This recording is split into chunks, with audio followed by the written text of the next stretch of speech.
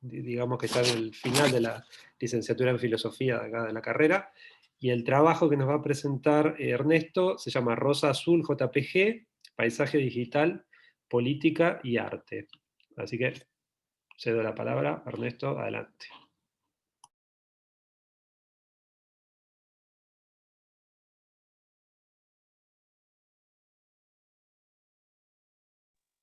Ahí está. Hola, ¿cómo andan? ¿Se escucha bien? Bueno, fantástico. Bueno, voy a tratar de ser lo más breve posible. En principio, nada, decirles que estos son más bien ideas que me vienen surgiendo, ¿sí? Así que es obviamente un work in progress. Nada que todavía tenga una consistencia de un trabajo final, por eso me interesa más que nada los comentarios, ¿sí?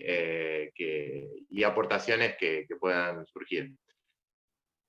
En principio, digamos, la idea fundamental de la cuestión es tratar de pensar, ¿sí? A partir de ciertos elementos de la obra de Walter Benjamin, básicamente, lo que todavía podríamos, con muchas comillas, llamar arte, ¿sí? En el contexto de la digitalidad, ¿sí? De la digitalización técnica, podemos decir, de la obra de arte, y particularmente centrándonos en la figura del meme, ¿sí? Eso sería como la impronta general. En principio, bueno, yo no pensé, digamos, y no quería tampoco restringir a una serie de memes que traiga yo, digamos, y para mostrar, sino más bien me interesaba por ahí el que tenga ganas y apelando, digamos, a esta idea benjaminiana de la recepción, bueno, surrealista también, de la recepción en la dispersión, que mientras vayan escuchando las cosas que eventualmente voy a ir diciendo, puedan ir, digamos, en su celular o en el dispositivo que tengan a mano, entrar a la red social que frecuenten y ir viendo memes, ¿sí? Como posibles ejemplos o contraejemplos de, digamos, las cosas que yo voy a decir sobre ellos, ¿sí? Así que bueno, si alguien tiene ganas de sumarse a eso, bienvenido sea. Bueno, en principio, el trabajo, yo le puse una especie de epígrafe, ¿sí? Me gusta poner epígrafes porque es la parte del texto, digamos, que menos hay que fundamentar, y eso, bueno, tiene una especie de gratuidad poética que me resulta linda. Sí, le puse una frase de Oniro Kish, ¿sí? Un texto de Benjamin sobre el surrealismo, que dice: los niños no toman los vasos por fuera, meten los dedos dentro. ¿Sí? Bien. Pues unas pequeñas aclaraciones sobre el título. ¿Sí? La idea de la flor azul o la rosa azul, como le puse, ¿sí? Remite a una novela que también es mencionada ahí en Oniro Kish, ¿sí? Que es Enrique de Ofterdingen, una novela de Novalis, y corresponde a un símbolo muy característicamente romántico, que es, digamos, esta flor azul que se le aparece en sueños al personaje y que sistemáticamente la persigue y termina de alguna manera deveniendo una especie de símbolo de el anhelo inalcanzable, ligado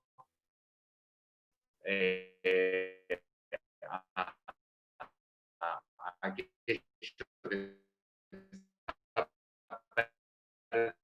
perdiendo, aquello lejano, y obviamente la figura de la flor a la nazi o premisa de lectura benjaminiana sobre cualquier contexto, algún tipo de parentesco con el arte. Bueno, básicamente leer conjuntamente, ¿sí? Las transformaciones tecnológicas, artísticas y políticas. ¿Sí? Hay ahí una especie de nudo o enlace que hace Benjamin, ¿sí? Particularmente en el famoso texto la obra de arte en la época de su reproductividad técnica, ¿sí? Bueno, ahí se da este anudamiento que me parece que es muy productivo a la hora de abordar cualquiera de estos fenómenos, ¿sí? La tecnología, el arte y la política, bueno, ver qué pasa en los otros dominios, cómo se interaccionan, cómo las modificaciones en uno producen modificaciones en otro, etc. ¿Sí? Bueno, como problema previo, me preguntaba, bueno, pero a ver, hay por lo menos dos términos de este diagrama de Venn, si queremos, de este nudo de tres, de los cuales se decretó su muerte. ¿Sí? Principalmente el arte, que bueno, desde el dominio, ¿sí? De la misma producción artística se viene liquidando la idea del arte, y bueno, también se ha sentenciado la muerte de la política en determinadas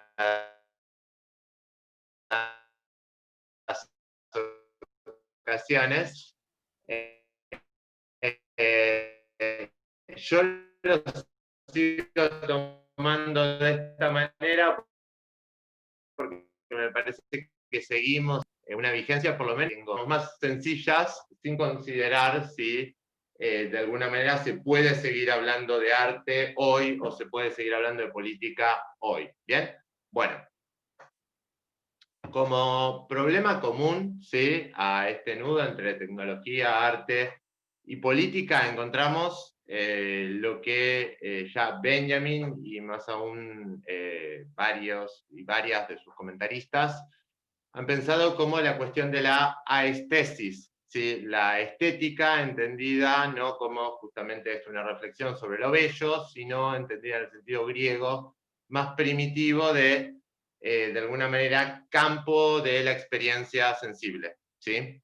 Bien, entonces, en el dominio de esto de la estesis, estamos pensando esto, el sensorium, ¿sí?, humano, estamos pensando las facultades sensoriales y el... Ahora bien, una de las premisas del texto sobre la obra de arte, ¿sí?, es que ciertas transformaciones en la técnica, ¿sí?, implican también transformaciones en el sensorium humano. ¿Sí? Entonces, aquello que podemos experimentar y aquello que podemos sentir no está desligado, ¿sí?, de nuestra realidad técnica, ¿sí?, de lo que en nuestra época, de alguna manera, se impone como realidad técnica y de las transformaciones que se sufre. ¿Sí? En este contexto, en el que de alguna manera las transformaciones en los medios técnicos alteran el sensorium humano, ¿sí?, y esta alteración en el sensorium humano produce obviamente transformaciones en la política y transformaciones en lo estético, a mí me gustaría recuperar sobre todo la tensión que Benjamin plantea al final del artículo entre una politización del arte y una estetización de la política. ¿Sí? Básicamente quedarme solamente con la polaridad politización a posibles actitudes político-artísticas frente a estas transformaciones en el sensorium. Bien. Bueno, para definir un poco muy por arriba todo esto, muy por arriba, y un Benjamin muy tamizado por interpretaciones y después por mis propias interpretaciones también, ¿sí? Estetización, ¿sí?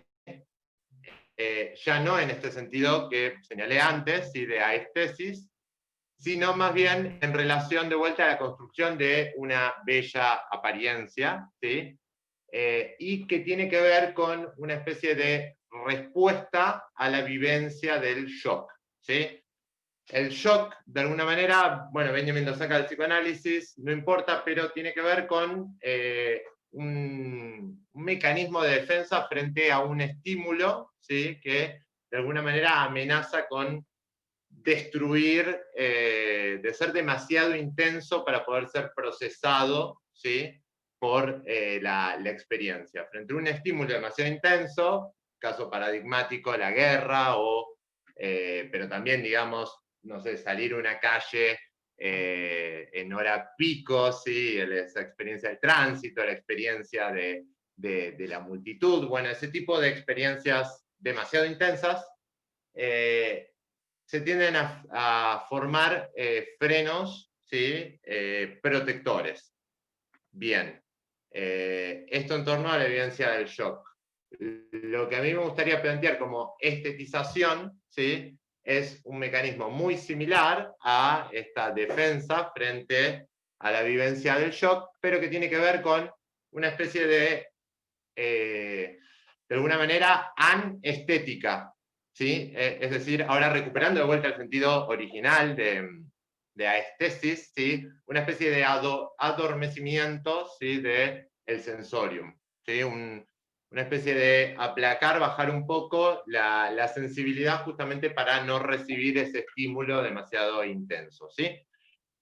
Del lado de la politización, lo que me interesa pensar es la posibilidad de algo así como un contra-shock, es decir, como algo que de alguna manera permita revitalizar, ¿sí?, ese mismo sensorium, ¿sí?, ese campo aestético, ¿sí?, que fue de alguna manera adormecido. ¿Bien?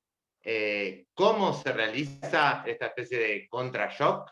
Bueno, uno de los ejemplos que nos plantea Benjamin, ¿sí?, más que nada en la segunda redacción, ustedes saben, el artículo sobre la obra de arte tiene varias redacciones, ¿sí?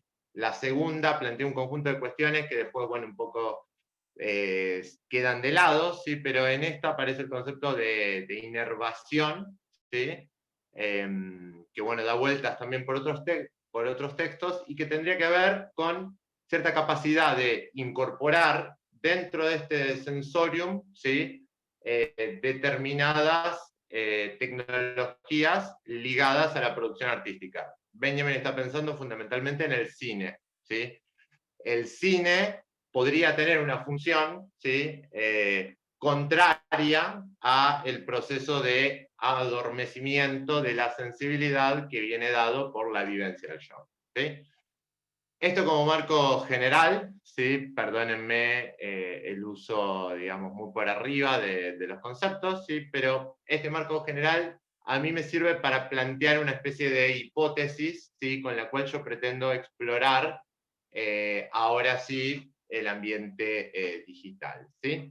Y esta hipótesis es la siguiente. Las redes sociales y el uso de la fotografía y el video en ellas son un agente de estetización. Los memes que habitan en estas mismas redes son, por el contrario, un agente de politización, ¿sí? Lo que básicamente vengo a proponer es que hay, de alguna manera, ciertas cualidades anestésicas, ¿sí?, dentro del ambiente digital, particularmente las redes sociales, pero a la vez ciertas cualidades que de alguna manera nos pueden remitir más a esta otra idea de la inervación, ¿sí?, en el sentido de un contrashock que despierta justamente del carácter anestesiante, ¿sí? Bien. Esto lo dejo como hipótesis, ¿sí? Y me gustaría, partiendo de esto, de alguna manera, pensar un poco la politización, ¿sí?, que se puede elaborar a partir del meme. Pero bueno, para eso es casi condición sine qua non, más o menos definir de alguna manera o tener un concepto mínimo de qué hablamos cuando hablamos de memes, ¿sí? Bueno, nada, si uno busca en la RAE o donde sea, me parece que sea un concepto quizás demasiado amplio de meme, ¿sí? En el sentido de que se habla de cualquier componente de texto y video, imagen, ¿sí?, que se reproduce de alguna manera y se comparte de forma más o menos viral en las redes sociales, ¿sí? Yo voy a tratar de pensar el meme más en un sentido más restringido, también ateniéndome más, creo, al uso que por lo menos yo y los hablantes con los que interactúo hacemos de meme, que está más restringido a la cuestión de la imagen, ¿sí? Y en todo caso de la imagen y el texto. Entonces estaría dejando de lado la posibilidad de pensar el meme desde el video o desde el audio, ¿sí? esos aspectos, bueno, en este caso los corro porque me parece que lo que más circula como meme y que así lo llamamos, imagen y texto, ¿sí? Tito, quedan Bien. 5 minutos, perdón, pero te quedan 5 como para ir viendo el asunto. Bueno, dale, vamos resumiendo muy breve. A ver, algunas características que me parece que tienen que ver con, de alguna manera, las propiedades intrínsecas del meme. ¿Sí? Yo pienso que se puede definir de una forma exterior o de una forma interior. Exterior, ¿en qué sentido? En cuál es el ambiente, ¿sí? O podemos decir casi el medio asociado que demanda un meme para existir. Y bueno, ahí hay que pensar justamente en su circulación en las redes, ¿sí? Su posibilidad de ser viralizados, ¿sí? Y cierto comportamiento que de alguna manera encuentran los memes en el medio digital. ¿Sí? Bien, sacando eso de lado, después pienso que se puede pensar el meme desde una forma más, por decirlo así, interna. ¿Sí? Entonces, considerando las propiedades que de alguna manera vendrían a ser un meme, ¿sí? No una imagen, por ejemplo, o un determinado texto compartido. ¿Sí? Algunas características sueltas, así para no extenderme de más. Bueno, hay siempre en el meme, ¿sí? Una cierta opacidad de base que tiene que ver con que hay una referencia, ¿sí? A determinado saber previo que quien lee el meme tiene que tener para poder interpretar su contenido. ¿Sí? Esto es muy similar a una especie de estructura de la cita, ¿sí? Que de alguna manera descontextualiza algo y lo lleva a otro lugar. ¿Sí? Después, bueno, hay muchos caracteres del meme que de alguna manera a mí me remiten a problemas básicamente que fueron teorizados por las vanguardias y artísticas. Podemos pensar que en este sacar de contexto, ¿sí? A la imagen y en este entramado que se hace entre texto e imagen, hay de alguna manera una desautomatización, ¿sí? De el uso de esa imagen. ¿Sí? Hay un acercamiento de realidades en principio que no podrían acercarse, ¿sí? O alejadas, como sucede en, bueno, Breton plantea una de las definiciones de la imagen surrealista en este sentido, ¿sí? Dos realidades totalmente ajenas que se encuentran sin un espacio común. ¿Sí? Hay también una determinada estética del collage, asociada a lo dadaísta, del fragmento, ¿sí? Y básicamente de la basura y la ruina visual, ¿sí? Todos esos contenidos olvidados, ¿sí? De distintos ambientes, del cine, de acá, de allá, de la publicidad, de alguna manera reviven en el meme, en un intento bien parecido a el traperismo, ¿sí? El cartonerismo de buscar en los restos, ¿sí? Y otra característica también puede ser la fugacidad. ¿Sí? En este contexto, y ya prometo cerrar muy pronto, otra cualidad que a mí me interesaba señalar es que el meme, ¿sí? De alguna forma queda por fuera del dominio del aura, ¿sí? De una manera mucho más plena que otros candidatos a ser destructores del aura. Si entendamos aura en el sentido más acotado de el aquí y ahora, ¿sí? Original e irreproducible que tiene una obra de arte, ¿sí? Que la dota de una determinada lejanía en relación al espectador. Bueno, ese aquí y ahora es básicamente liquidado, ¿sí? Porque en el meme prácticamente no hay posibilidad de diferenciar algo así como un original de una copia, ¿sí? Se funciona más bien en una especie de relación de esquemas, ¿sí? O plantilla de soporte y realizaciones múltiples de esa plantilla, ¿sí? Que de alguna manera tienen que ver también con reapropiaciones en determinados, por ejemplo, espacios sociales distintos. ¿Sí? Bien. Entonces, no hay original y copia, sino más bien podemos decir tema y variaciones, o, por qué no, utilizando una metáfora biológica, género y especie. ¿Sí? Hay algo así como una matriz que se realiza de forma múltiple, ¿sí? En un contexto sin original.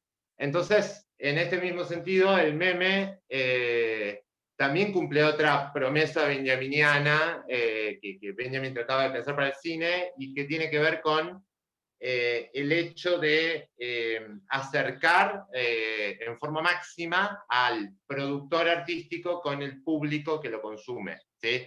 Acercarlo en el sentido de que todo consumidor es un posible productor. ¿En qué sentido? Bueno, ya el texto impreso, sí, hacía de cualquier lector un posible escritor, sí, y Benjamin habla de un derecho a ser filmado, en un sentido de participar activamente dentro de la producción cinematográfica para cualquiera que es espectador de cine. Bueno, todos sabemos que no es tan fácil, sí, publicar algo, y mucho menos producir un contenido cinematográfico.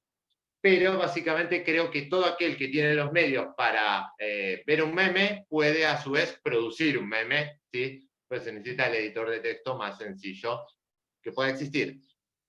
Con esto termino, ¿sí? Bien, pero bueno, ¿dónde está finalmente este elemento que había planteado de politización? Bueno, yo lo veo básicamente cuando tratamos de pensar el meme según la estructura del chiste, ¿sí? Ateniéndonos a básicamente cuál es el efecto que genera, que busca generar el meme. Bueno, creo que prácticamente todo meme busca hacer reír, ¿sí? Y por lo tanto es una forma de chiste, ¿sí? Y en este sentido me parece interesante recuperar, ¿sí?, ciertas lecturas sobre el problema del chiste, ¿sí?, la famosa lectura de Freud, del chiste y su relación con el inconsciente, la lectura que hace Virno del texto de Freud, ¿sí? Bueno, nada, no quiero extenderme demasiado, pero básicamente lo que podemos encontrar en el chiste, ¿sí?, es primero una estructura que tiende a, ¿cómo decirlo?, subvertir, ¿sí?, los usos normales, en este caso de las imágenes, ¿sí?, en el caso de Freud era básicamente del lenguaje, y esta subversión obviamente no es gratuita, no es absurda, no es arbitraria, ¿sí? No cualquier subversión del lenguaje nos hace reír, ¿sí?, sino que tiene determinados métodos, reglas, ¿sí? Y esta subversión en la lectura de Virno habilita un carácter innovador, ¿sí? Por eso Virno va a proponer que el chiste es de alguna manera el diagrama o la unidad mínima de la innovación. Entonces, de alguna manera permite salir de un uso, digamos, ya habituado y acostumbrado, en este caso de lo óptico y las imágenes, ¿sí? Y en relación a la cuestión freudiana, bueno, también resulta interesante pensar, ¿no?, cómo este carácter de chistes, ¿sí?, del meme puede de alguna manera canalizar las fuerzas, ¿sí?, ahora no de un inconsciente individual y privado, ¿sí?, sino de, para usar un término benjaminiano, de un inconsciente óptico, ¿sí?, que tenga que ver con ciertos procesos y ciertas fantasías, deseos, anhelos, cosas reprimidas, etcétera, etcétera, de un colectivo onírico, ¿sí?, que vendríamos a ser todos nosotros en esta era digital.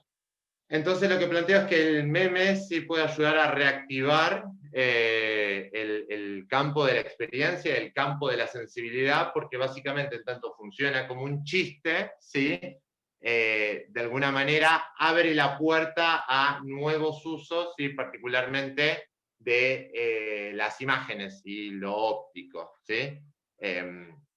Y termino acá. Muchas gracias. Bueno, gracias Ernesto, por tu presentación. Aquí tenemos a Jara, que también te está agradeciendo con su taza de café. Bueno, tenemos un par de preguntas y yo quisiera que arranque Nair, que creo que estaba en la lista, ¿no?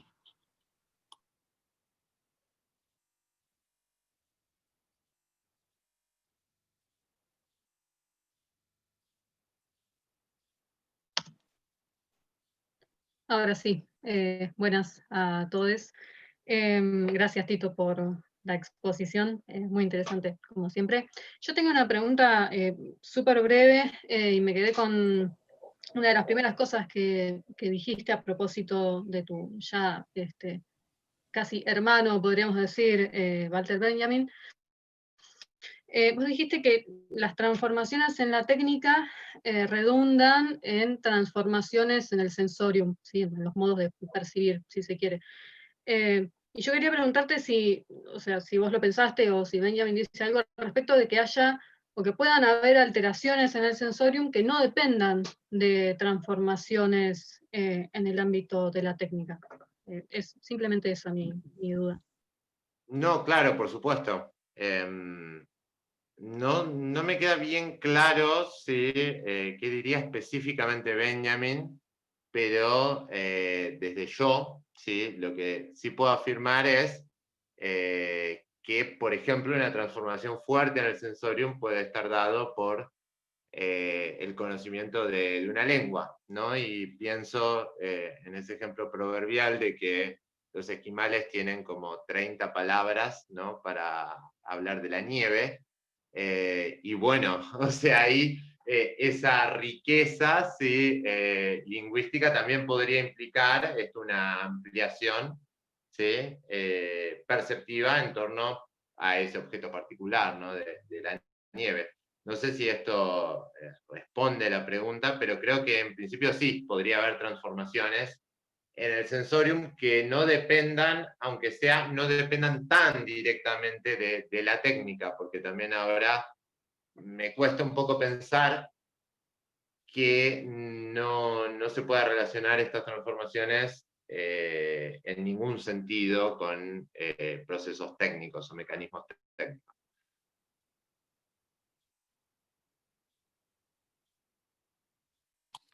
Bien, Matías, tenías algo, ¿no? Sí. Sí, Ernesto, en un momento vos hablabas de esta cuestión de que el meme en algún punto es como el eliminador del aura. No sé si se fue Ernesto, me desapareció la imagen. Perdón, Eh, estaba viendo el comentario. no sé, que mencionabas al meme como el eliminador del aura, digamos, como este aspecto de la irrepetibilidad y reproducibilidad de la obra de arte, como un cuadro original, por ejemplo. Y decías que el meme es como todo lo contrario, o sea, nadie ni siquiera se pregunta cuál es el original del meme, no es parte de la lógica del meme. Pero hay algo medio controversial en ese sentido, por lo menos me parece que es un caso para traer a colación, que es que hay una página muy conocida que se llama Know Your Meme, que lo único que se dedica a hacer es historia del meme, genealogía del meme. Y el objetivo, digamos, todos los artículos se inician rastreando el primer uso del meme y dicen quién lo hizo. Y qué usuario de Twitter fue el primero en publicar esta imagen. Y te muestran la evolución a partir del arquetipo, digamos, la primera instancia del meme. Y si bien no sé si juega el mismo rol que el original en la obra de arte, es curioso que a su vez la digitalización y la tecnificación permiten ubicar muy precisamente a veces cuál es el original, en qué preciso instante de la historia y desde qué lugar y quién lo hizo. Y eso me parece como una contraparte curiosa del hecho de que el original no importa. Es como nada, se me presentó esa reflexión. No, totalmente. Comparto, sí, o sea, conocía la página y puede ir de alguna manera, bueno, todo esto salvando algo bastante complicado, a mi entender, que es que la noción de aura, si uno la trata en serio, es de alguna manera uno de los puntos quizás más difíciles de entender del pensamiento de Benjamin. Sí, tiene una cantidad de definiciones múltiples y hasta incluso en cierta medida contradictorias entre sí, que de alguna manera le da una riqueza, ¿sí? Y una complejidad que estaba tratando de resumir muy brutalmente, ciñéndome más que nada a las dos acepciones que se da de aura en el texto sobre la obra de arte, ¿sí? Que es básicamente la del aquí y ahora, de la ejecución, ¿sí? Y la de la lejanía, ¿sí? Cuando habla de las montañas y de las ramas. Entonces, no sé hasta qué punto, y creo que no tiene gran influencia si la existencia de este tipo de páginas o repositorios que de alguna manera rastrean el origen del meme y que permiten reconstruir un original del meme. No sé hasta qué punto, digamos, tiene la fuerza en la recepción, y digo en la recepción masiva de los memes, o sea, en el uso que el cotidiano de la gente hace del meme, hasta qué punto tiene la capacidad de reconstruir algo así como la noción de un original, ¿sí? La asociación de ese original a la propiedad de un autor. Porque, bueno, básicamente creo que en el cine, bueno, la idea de director se ha terminado de imponer y es una idea que siempre está presente en la recepción, ¿no? de la obra, quizás menos en el cine de alguna manera hollywoodense, ¿sí? Donde muchas veces la película llega sin referencia necesaria al autor, pero es una noción que se ha impuesto en el dominio cinematográfico y que de alguna manera el dominio cinematográfico no presenta gran resistencia. En cambio, en el campo del meme, me parece que, por lo menos en las condiciones en las que existe hoy, no posee prácticamente ninguna importancia quién lo creó, por lo menos en sus usos más comunes, no sé, habría que ver. Yo creo que, o sea, el hecho de su replicabilidad masiva, sí, que implica la variación constante, hace al meme mucho más difícil de, en todo caso, reauratizar, ¿sí? Que otros medios.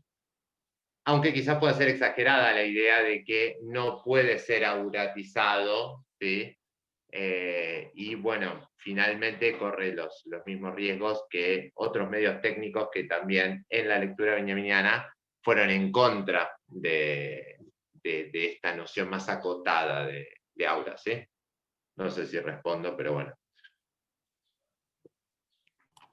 Perfecto, sí, y siguiendo lo que cuenta Nair ahí en el chat, sí, yo aporto más o menos el mismo sentido, porque parece ser que para el modo de existencia de los memes no es relevante la autoría, ¿no? Así como para el modo de existencia de las pinturas al óleo modernas, sí lo es, ¿no? Independientemente de que todos puedan tener autores, pero su modo de existencia parecería ser distinto ahí, ¿no? Bien, ¿qué más? ¿Preguntas o comentarios para esta lectura de Ernesto? Bueno, hago una yo entonces, ya que me toca. No, básicamente, ¿cómo entendés, Ernesto, la politización? Porque politización no debe entenderse en el sentido tradicional que lo escinde del medio, ¿no? Porque aquí me parece que si lo leemos benjaminianamente, el meme sería politización por el medio mismo, ¿no? Es decir, independientemente del contenido. Es más, se puede poner en duda qué significa el contenido en un meme, porque el contenido es absolutamente plural, es el lugar donde aparezca, la instancia donde aparezca, ¿no? Si uno ve las páginas como EAMEO, ¿no?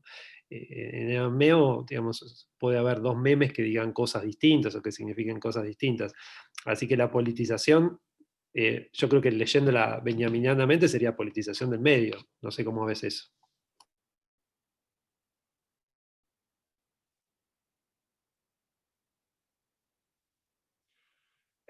No, totalmente, sí.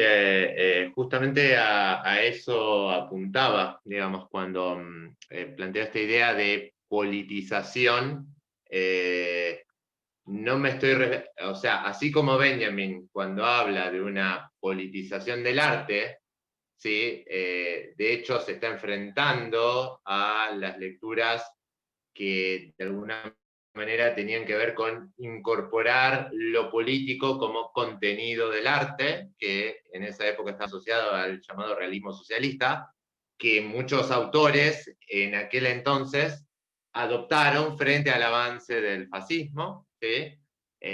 Cuando Benjamin habla en contraposición a estos autores del realismo socialista, él está pensando justamente en las potencialidades políticas del medio mismo, ¿sí? Y por eso tiende a pensar, aunque obviamente después uno puede encontrar que hay determinados tipos de películas, ¿sí? Que van potencialidades intrínsecas que Benjamin encuentra en el cine, ¿sí?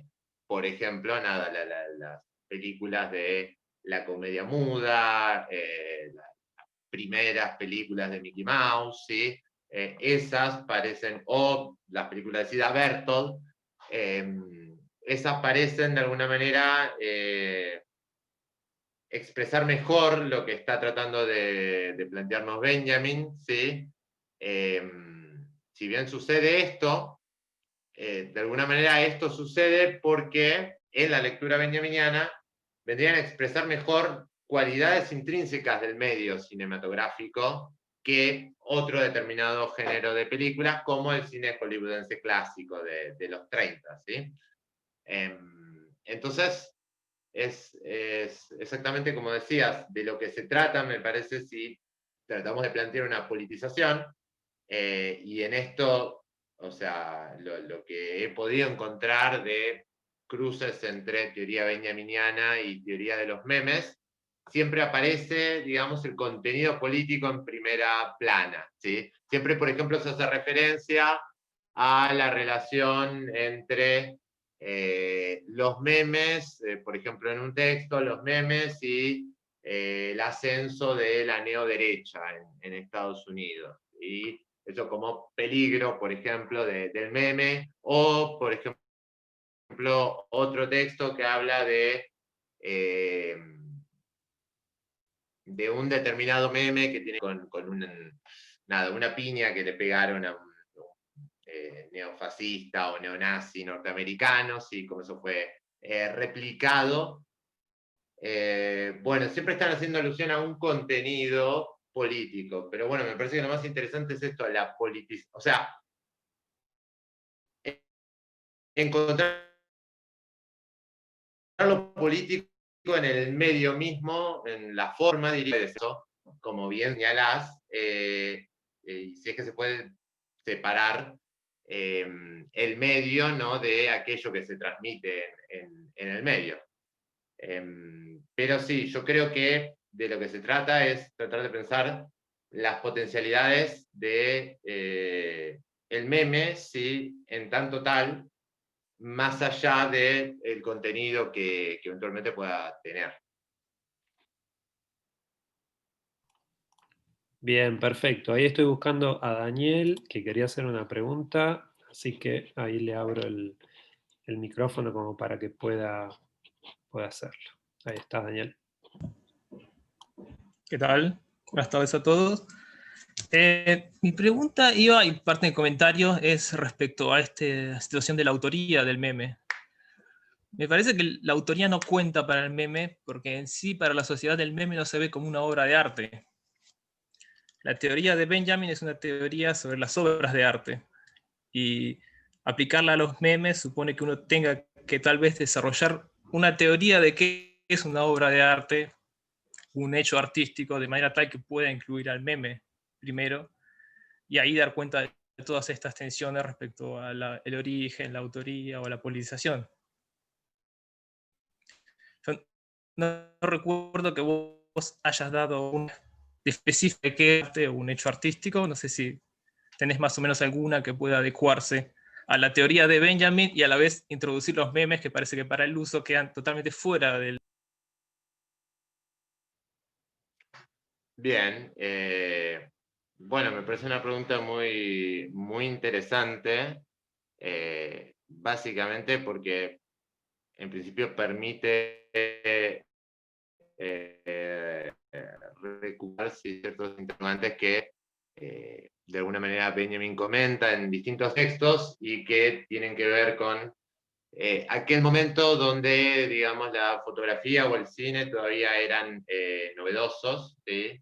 Y existían grandes controversias sobre si, por ejemplo, la fotografía era un plagio de la naturaleza o era un ejercicio auténticamente artístico, ¿sí?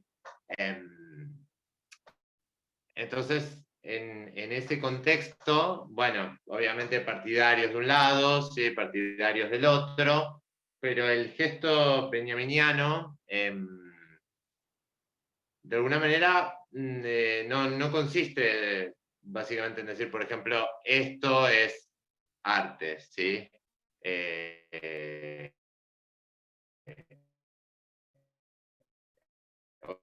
Podemos decir, es arte. Tenemos que pensar cómo justamente determinadas alteraciones en los medios de producción y reproducción del arte transforman la realidad del concepto mismo de arte. Ahora bien, vos me estás pidiendo una definición de arte, y yo creo que de alguna manera eso, si no es prácticamente imposible, sería terriblemente arbitrario de mi parte, y aludo a esta idea que planteé como al pasar, ¿no? De justamente la muerte del arte, ¿no? O sea, ¿qué es arte y qué no es arte? Es una pregunta que se ha vuelto progresivamente carente de sentido con el paso del tiempo, ¿sí? Y que quizás, de alguna manera, si uno quisiera buscar ese tipo de definiciones, tendría que retrotraerse a los debates de principio de siglo, donde, por ejemplo, se enfrentan formalistas rusos con digamos, más institucionalistas. Ahora bien, en este contexto, ¿sí? Quizás me gustaría aventurarme a decir, bueno, ¿por qué yo entiendo, por ejemplo, que se puede pensar algo así como arte en un meme? Y para eso me gustaría agarrar, que mencioné al pasar, esta definición de Shklovsky, ¿no? Que se ha vuelto tan famosa, que se da en los colegios incluso, que tiene que ver con la desautomatización, ¿sí? Visión formalista del arte para pensar algo que obviamente muchas veces no se recibe como arte, ¿no? Teniendo en cuenta que el formalismo en realidad estaba buscando algo así como digamos, poder definir el arte de forma inmanente y poder buscar algo así como lo artístico, ¿sí? Frente a lo no artístico, pero bueno, en eso no artístico, de repente, quizás podemos encontrar elementos de las definiciones, ¿no? del arte. Por ejemplo, la desautomatización, ¿sí? Shklovsky decía que, bueno, un poco es arte todo aquello que nos permita, de alguna manera, torcer, romper, desviar, todo dicho muy generalmente, ¿no? Nuestra realidad que en el espacio de nuestra cotidianidad práctica automatizamos, ¿no? Entonces, el arte de repente viene a recuperar eso mismo que está presente constantemente en nuestra experiencia cotidiana, pero desde otro lugar, desde un lugar donde de alguna manera ya no es habitual, ¿no? Y en este sentido me parece que el meme tiende a hacer una especie de desautomatización, por lo menos en el registro óptico, ¿sí? Cuando, por ejemplo, cada determinada imagen de un contexto y se la pone en otra, ¿sí? Pasa a tener un significado totalmente desnaturalizado. Bueno, nada. Podría intentar responder por ese lado. Bueno, gracias Ernesto, porque ya estamos como un poquito pasado de horario para después mantener algo de la idea inicial del programa, así que te agradecemos mucho la presentación y ahí dejé el mail de Ernesto en el chat como para que puedan tenerlo para futuras comunicaciones o consultas, ¿sí? Así que pasamos a la siguiente lectura que está a cargo de Matías Cristini, también de la Universidad Nacional de Mar del Plata. Se llama La sombra del fantasma, el problema de la múltiple realizabilidad del software.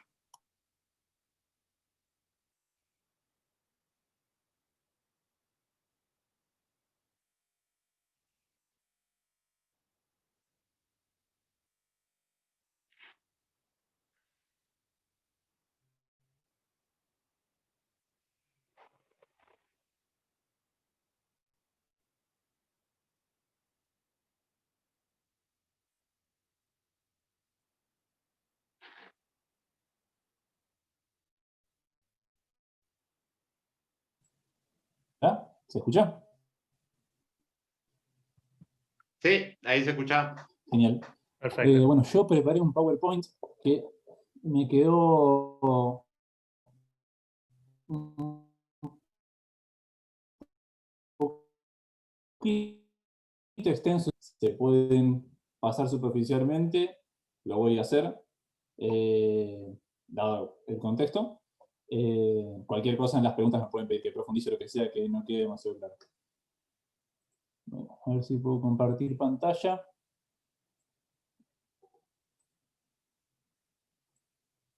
Ahora, ¿se puede ver? Bien, bien. Sí, sí. Bien. Bueno, inicio la presentación. Bueno, se titula, como dijo Diego, La sombra del fantasma, el problema de la múltiple realizabilidad del software. En principio voy a presentar la estructura de la exposición. Lo primero que voy a hacer en esta parte llamada fantasmas y nubes es analizar la relación que tenemos en la cultura actualmente, en base a ciertos aspectos, con lo digital. Luego a presentar al neocartesianismo como la visión, digamos, de sentido común que se suele tener en torno a la ontología de los objetos digitales, de qué es un objeto digital. Luego, The Cat Must Die es la tercera parte en la cual presento las objeciones fuertes que se le han hecho a esta noción de la ontología digital. Luego presentaré básicamente la múltiple realizabilidad, que es una postura que vino a tratar de resolver las problemáticas y las críticas que se detectaron en relación al neocartesianismo, en relación a los objetos digitales. Luego tomaré un caso específico de múltiple realizabilidad planteado por Berti Blanco en un paper en el 2016. Luego haré unas críticas al modelo de la múltiple realizabilidad en el software y finalmente una conclusión.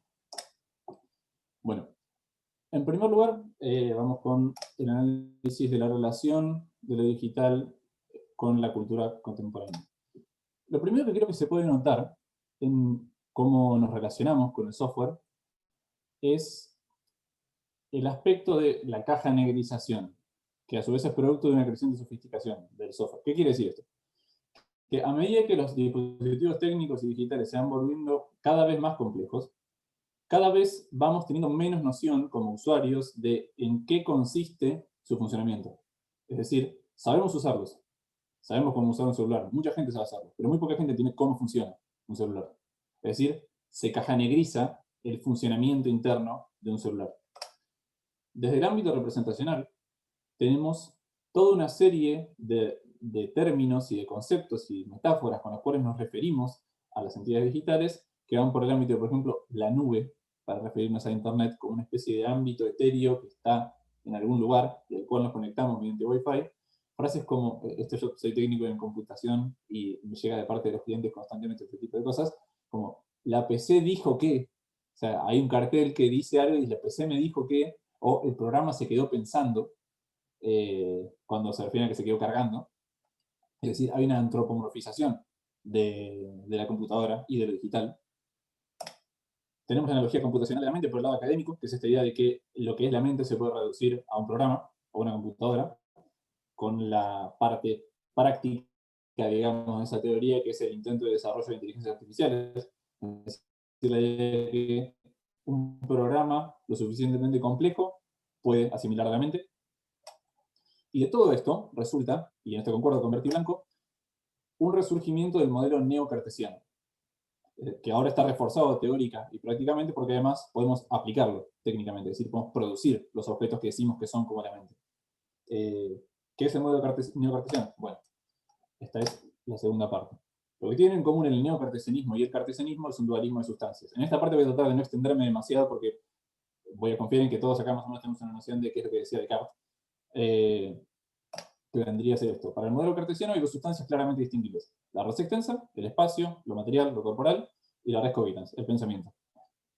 Esas sustancias son tajantemente diferentes, claramente distinguibles y engloban a todo lo que hay. En el ámbito del modelo neocartesiano, esta división se repite entre lo físico y lo digital, el hardware y el software. Es decir, hay la idea de que lo digital se puede pensar discretamente, aisladamente y claramente como algo distinto del hardware. A esto se le pueden hacer toda una serie de críticas, claramente. Porque si bien es algo intuitivo, la idea de que cuando yo me conecto al Wi-Fi me conecto a la nube, como un espacio, un plano de la realidad, si analizamos técnicamente qué es lo que realmente pasa, obviamente esto se vuelve bastante absurdo. En el caso de los planteos y problemas del neocartesianismo, pongo entre paréntesis porque estas críticas se le pueden hacer tanto al cartesianismo original como a este. El cartesianismo podría plantear como argumento a favor de la división de sustancias que es posible imaginar una sustancia sin la otra.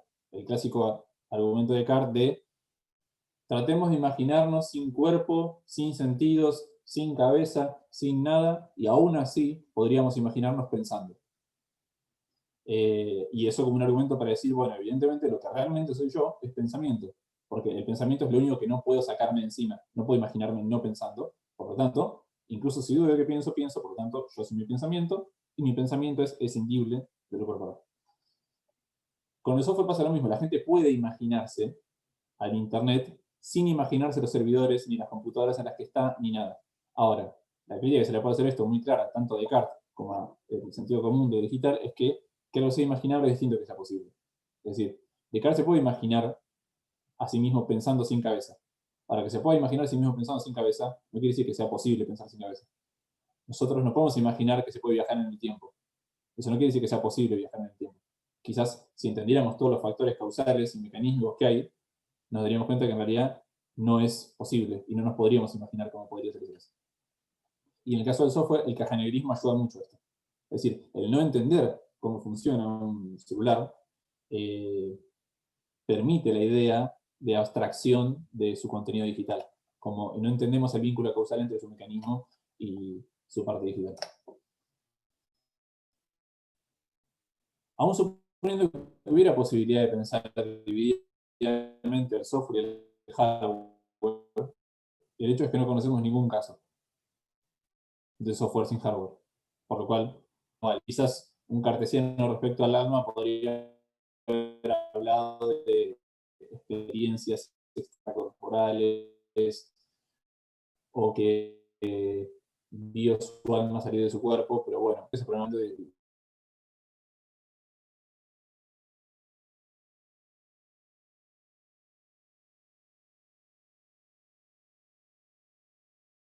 el software no puede decir pienso, luego existo, y eso me pone en un nivel distinto de la realidad. O sea que el argumento cartesiano de la duda metódica ya no aplica en este caso.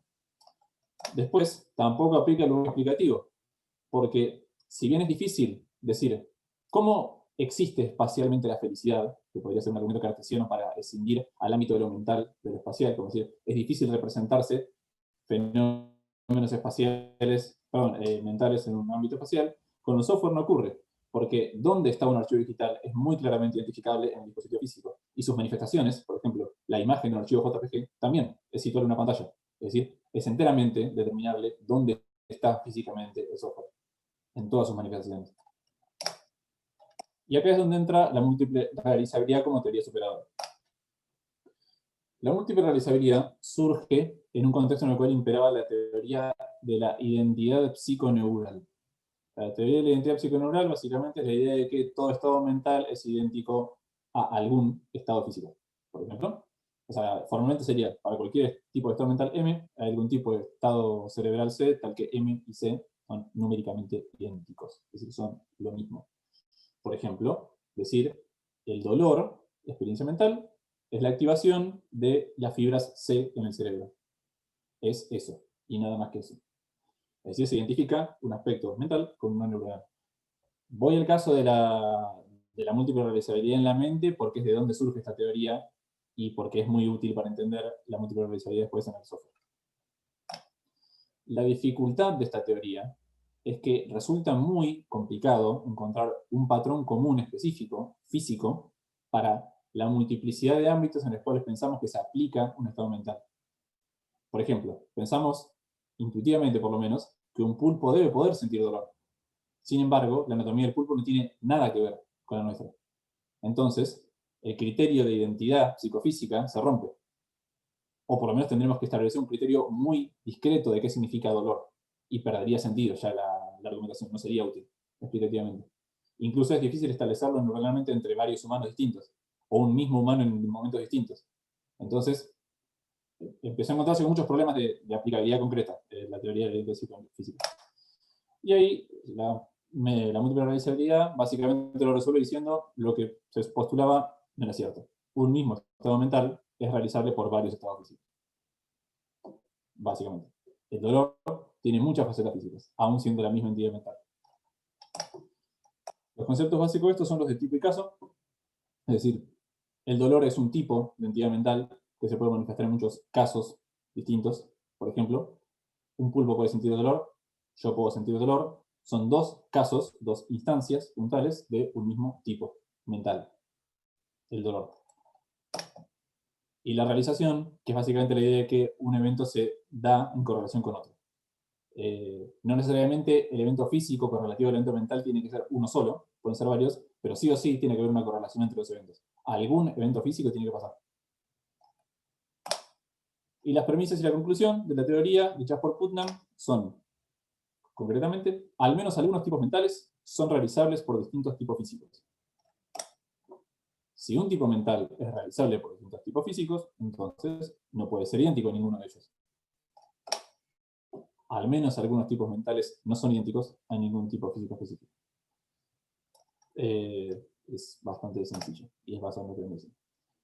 Y ahora vamos al caso en cuestión.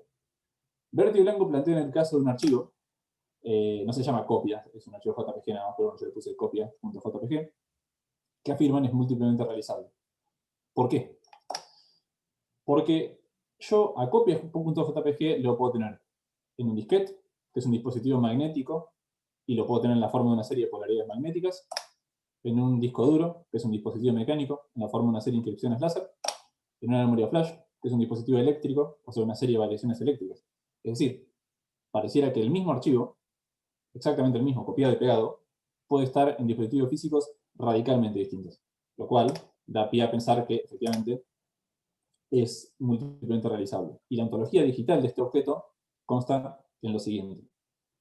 Por un lado, es un objeto con una ontología relacional. ¿Qué quiere decir esto? Que depende de un medio digital asociado. ¿Por qué? Porque un JPG depende de un sistema operativo. Hay esos sistemas operativos que no reconocen al JPG como JPG, de un lector de imágenes, es decir, hace falta un programa para poder abrir un JPG y que se despliegue lo que es, digamos. Si no sería un archivo sin formato. Y después, lo que ya venimos hablando, puede copiarse. Es decir, hay casos singulares del objeto digital, pero en su tipo, esos casos son idénticos. Es decir, ocurren como series de variables discretas dentro de un rango dado que permiten decir, todos estos, pese a ser singulares, son el mismo objeto. Son copias. Y ahora, acá entra mi problematización. El problema de la múltiple realizabilidad del software en relación al videojuego de Witcher 3, que es un juego que voy a jugar esta noche cuando termine de hacer esta exposición y me vaya a descansar. The Witcher 3 es un juego, un tipo de archivo que cuenta con todas las características de copia.jpg. Es decir, es copiable, está codificado, depende de un medio digital asociado, o sea, del sistema operativo Windows, de una serie de códecs, de drivers, etc. No funcionan sin ellos. Aplican los criterios de múltiple realizabilidad. Yo puedo copiarlo en un disco duro extraíble, en un disco de estado sólido, donde sea que quepa, digamos. Funciona. El escenario problemático es la PC de mi abuelo. ¿Por qué? Porque si yo juego The Witcher 3 en mi computadora, el juego se abre, se reproduce perfectamente, lo juego en alta resolución, etcétera, etcétera. Ahora, supongamos que intento reproducirlo en la PC de mi abuelo. La PC de mi abuelo es el mismo medio digital asociado. Es Windows, tiene los drivers, tiene los codecs. El archivo es el mismo, es la misma serie de código. Lo único que cambió es el soporte físico, que según el criterio de la múltiple realizabilidad puede cambiar, y eso no debería afectar la ontología del objeto. Ahora, me encuentro cuando lo reproduzco que el juego tiene mala resolución, bugs, o sea, errores, crashes, o sea, se cierra solo. La jugabilidad está ralentizada. En ciertos casos podría encontrarse con que ni siquiera lo pueda reproducir, es decir, no pueda abrir el archivo. ¿Por qué ocurre esto? Porque el soporte físico cambió de forma tal que tengo menos memoria RAM, por ejemplo, tengo una placa de video que no alcanza y demás. Ahora bien, ninguno de esos factores forma parte del medio digital asociado. Y si admitimos que forma parte del medio digital asociado de forma tal que sea un condicionante, el argumento de la múltiple realizabilidad se complicaría. ¿Por qué? Y acá entramos en el problema de la identidad del objeto digital. Berti y Blanco dirían que es el mismo archivo de Witcher 3. Ahora bien, si lo único que se conserva es el archivo de Witcher 3, ¿es realmente el mismo objeto digital que había en mi computadora?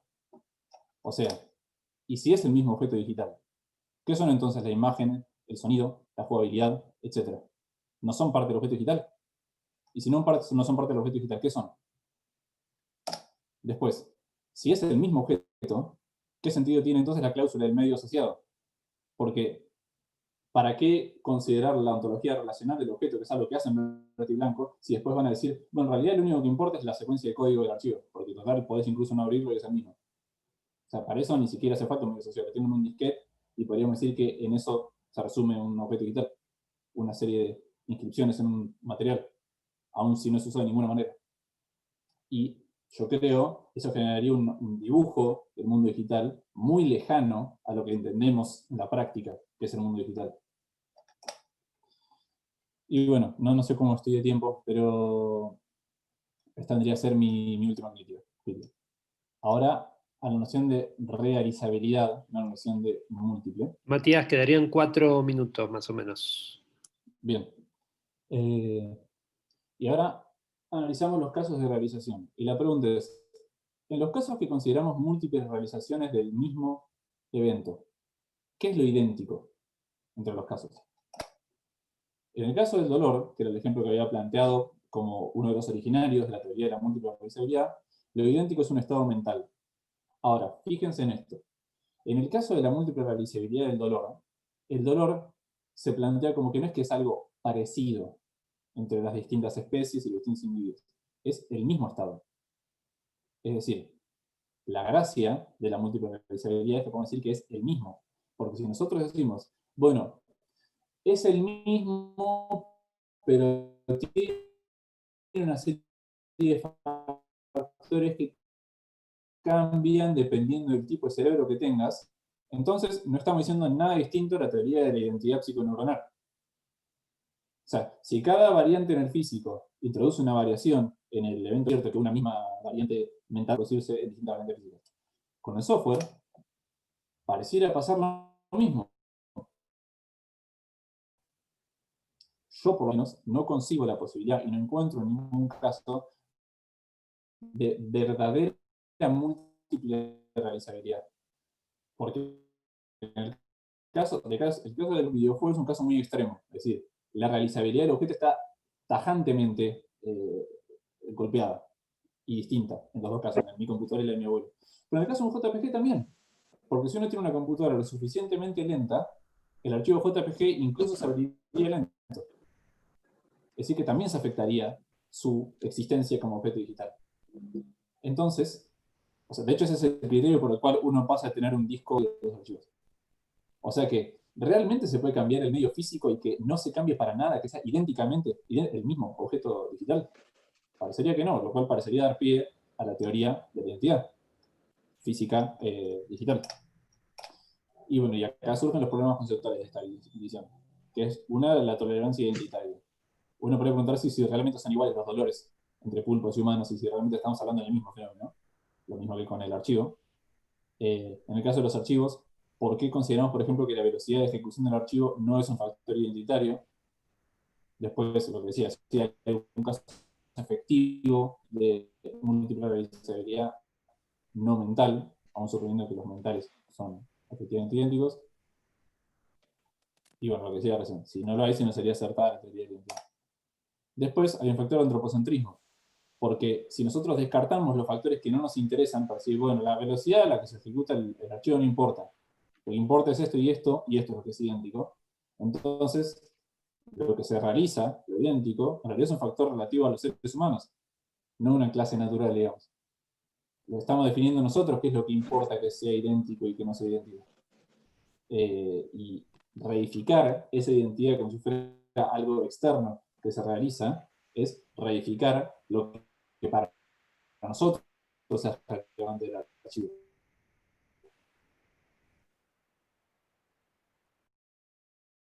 Sería considerar que el objeto digital es su realización entera. Para mí, lo que hacen verde y blanco es decir, tomar carbón, prender fuego y después agarrar un carbón, guardarlo en el baúl del auto y decir, yo acá estoy llevando fuego. No, está llevando carbón, no está llevando fuego. Lo mismo pasa en el caso del archivo. Que yo pueda copiar los archivos de The Witcher 3 o el JPG a un disquete, no quiere decir que esté copiando el objeto digital. Estoy copiando el archivo en frío que, bajo ciertos procedimientos, me permite dar origen al objeto digital entero, al fuego, tendría que ser. Es decir, el archivo tiene un rol causal importante, pero no es el objeto digital. Es solo un aspecto de la constitución del objeto digital. Y bueno, y esto, la sombra del fantasma, me va a tardar demasiado, pero básicamente la idea es un resumen de todo lo que dije recién.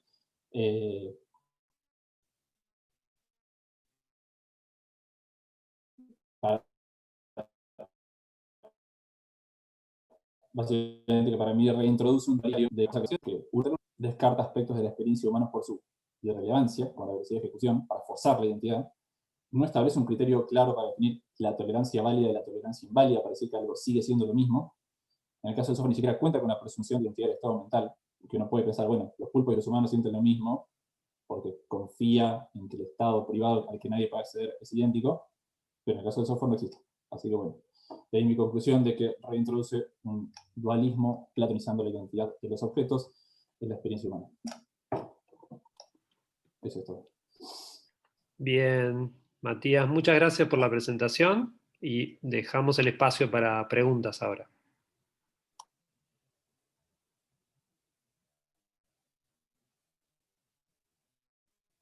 A ver, Nair, tenés una, ¿no? No se te entiende nada, Diego, perdón.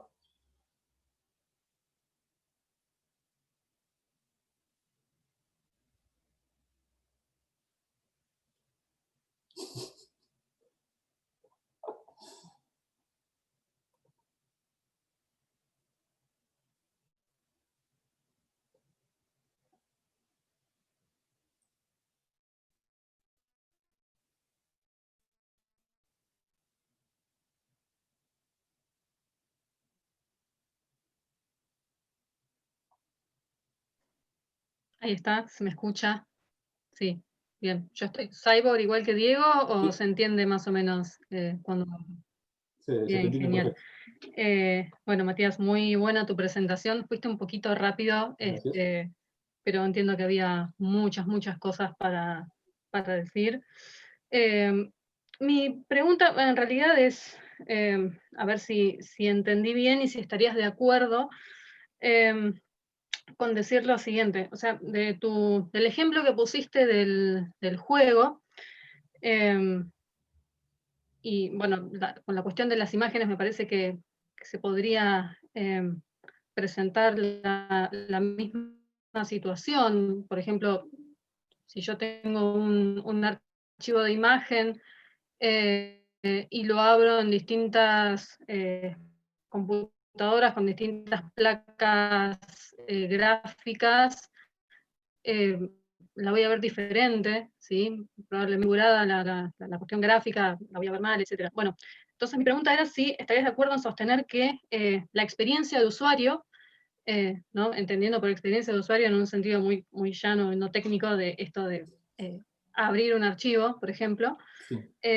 si estaréis de acuerdo en decir que esa experiencia es parte del objeto digital. Digamos, para hacer una ontología de lo digital habría que incluir esta experiencia. No sé cómo lo ves y, en todo caso, ¿qué problemas o limitaciones te parece que quizás podrían surgir al plantear una ontología así, o sea, una ontología relacional? Que me parece la mejor opción, pero no me termina de convencer. No sé qué opinas al respecto. Yo creo lo siguiente. Acá el problema es qué consideramos objeto digital, para mí. Porque yo creo que tratar de pensar una noción de objeto digital que no tenga ningún viso de humanidad, de la relación que el objeto tiene con los seres humanos, no tiene sentido. Sería, o sea, si descartamos todo viso de humanidad de la descripción del objeto digital, el objeto digital sería un objeto físico, como cualquier otro.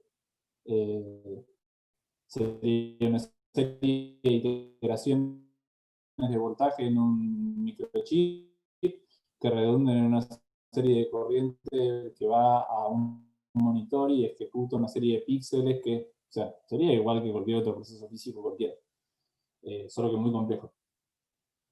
Yo creo que si hablamos de objeto digital, necesariamente estamos haciendo una como conceptualización interna al mundo de lo físico, que experiencia que nosotros tenemos con ese objeto. Yo creo que sí, por eso hay que tomar en cuenta la experiencia del usuario para delimitar el campo, que, digamos, dónde empieza y dónde termina el objeto digital o el ámbito digital, pero eso no quita que podamos dar parámetros físicos específicos de qué es lo que constituye esa zona del mundo que nosotros parcializamos como objeto digital. Porque, por ejemplo, si nosotros decimos que el objeto digital, en el caso de The Witcher, el videojuego, es también la imagen, el sonido, la jugabilidad, etcétera, etcétera, esos son parámetros físicos también, son perfectamente rastreables. Están en el monitor, están en los parlantes, están en el disco duro, en el tiempo en el que se reproduce, la velocidad de respuesta, etcétera, etcétera. Pero está claro que, digamos, el programa de investigación que tenemos detrás, el criterio de relevancia detrás de por qué delimitamos ahí el objeto, es humano. O sea, en que es un juego, básicamente. Y que el juego se define en la relación que tiene conmigo. Y por eso yo no tomo como parte del juego lo que está pasando en el escritorio de fondo mientras juego. No importa. O sea que sí, yo creo que la experiencia en realidad es de cómo delimitamos dónde empieza y dónde termina un objeto digital. Leonardo. Sí, gracias Matías. Bueno, por lo que llegué a entender de la presentación, hay como un par de cuestiones que me quedan ahí abiertas. Una es que la analogamos de este dualismo cartesiano aplicado por un lado a mentes humanas y por otro lado a la visión hardware y software.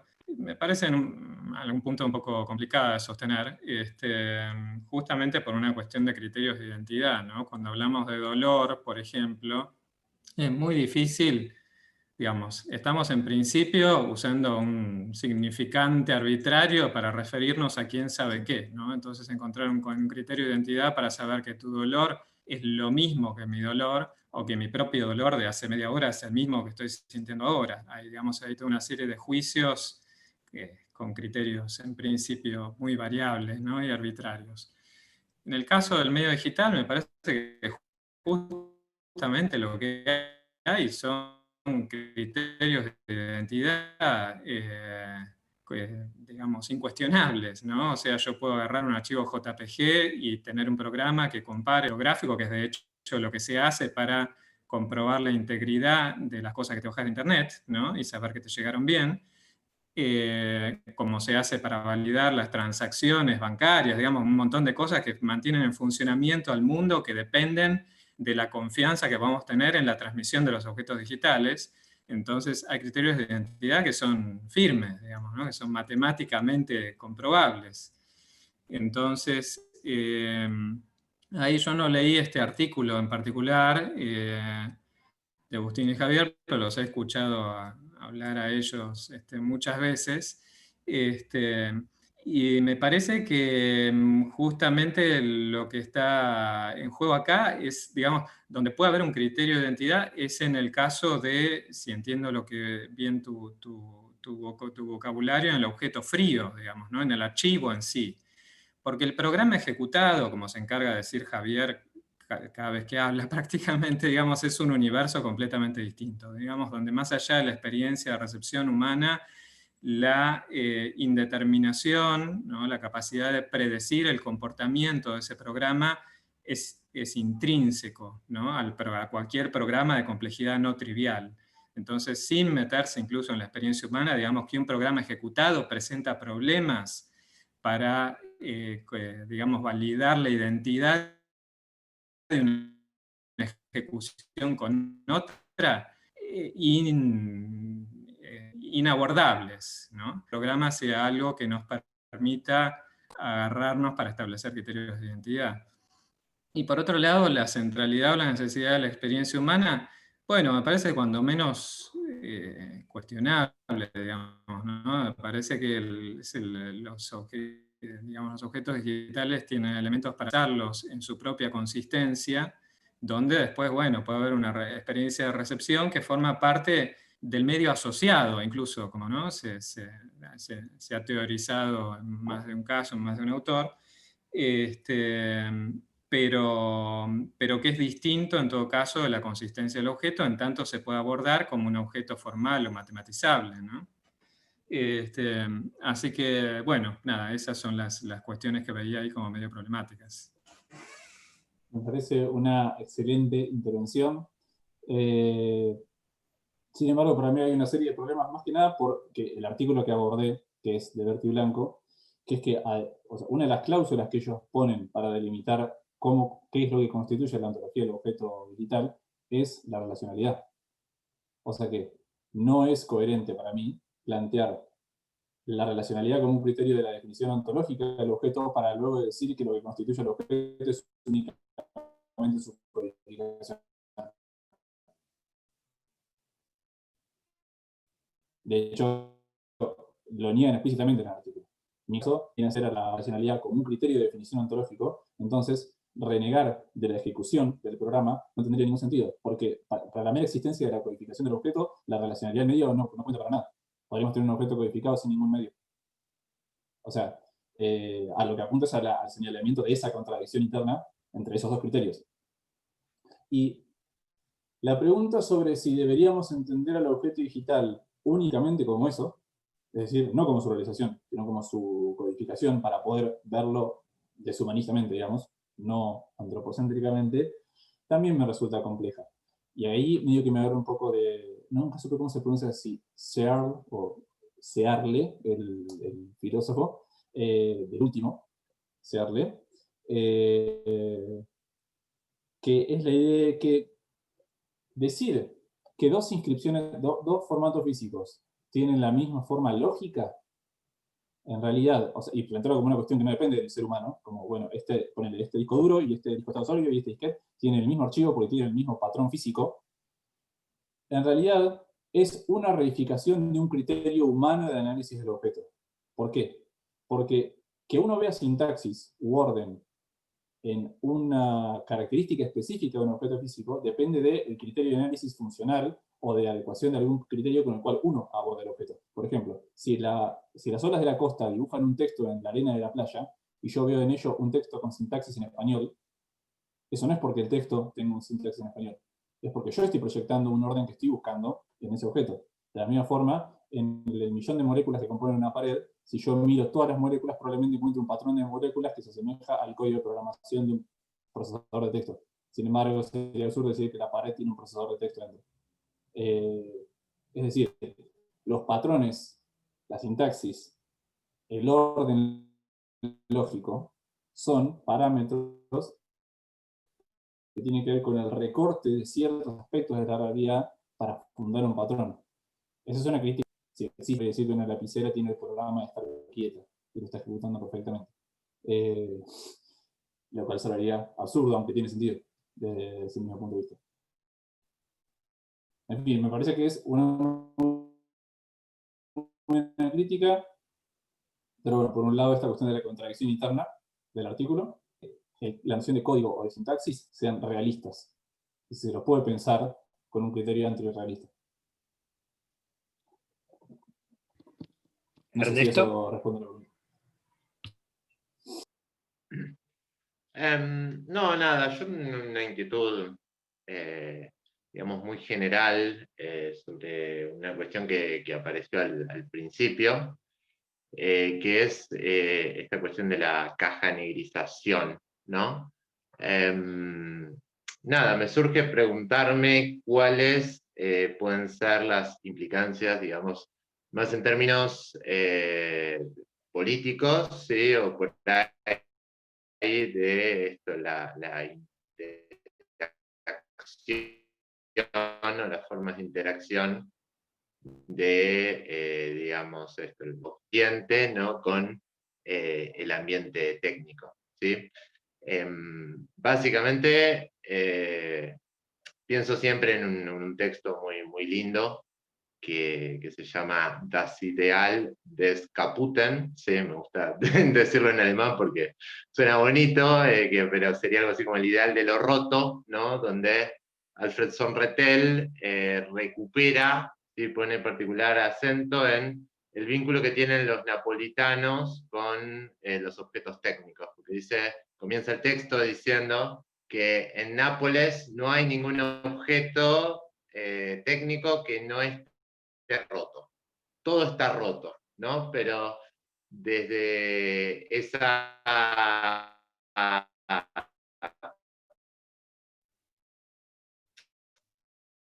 ese carácter